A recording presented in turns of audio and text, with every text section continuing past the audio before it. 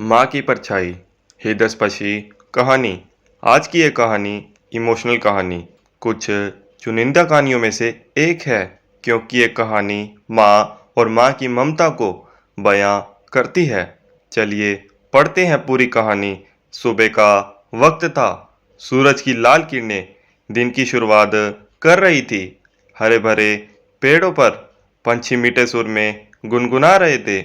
ऐसे वातावरण में सरस्वती अनाथ आश्रम छोटे बच्चे की सेवा कर रहा था। कभी कभार शायद माँ का प्यार भी कम पड़ जाए, लेकिन इस आश्रम में बच्चों को मिलने वाले प्यार में कभी कमी नहीं आती थी।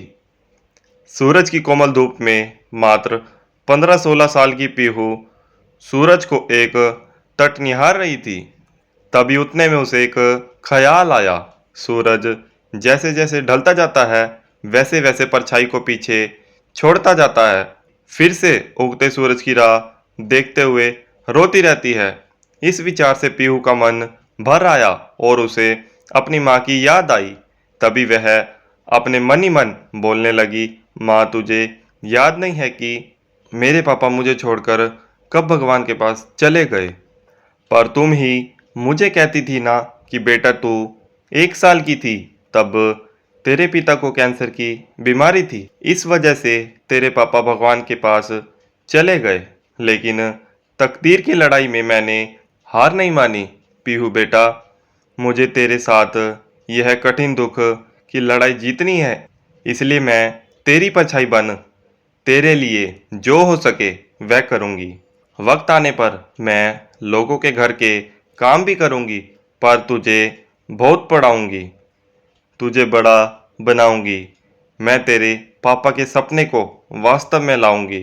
तेरे पापा की बहुत इच्छा थी कि हमारी छोटी सी पीहू बड़ी होकर पायलट बने, लेकिन जिंदगी में ऊंचा उठने के लिए तेरे पापा से तेरे पंखों को मिलने वाली ताकत तेरे पापा के जाने से टूट गई। लेकिन माँ इतने बड़े दुख के रेगिस्तान में मैं सुख की परछाई ढूंढ रही थी।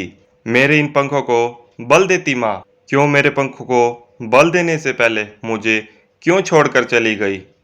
पापा की तो पितर छाया मुझे ना मिल सकी, पर तू तो मेरी परछाई बनकर जी रही थी। फिर क्यों तू भी मुझे छोड़कर चली गई?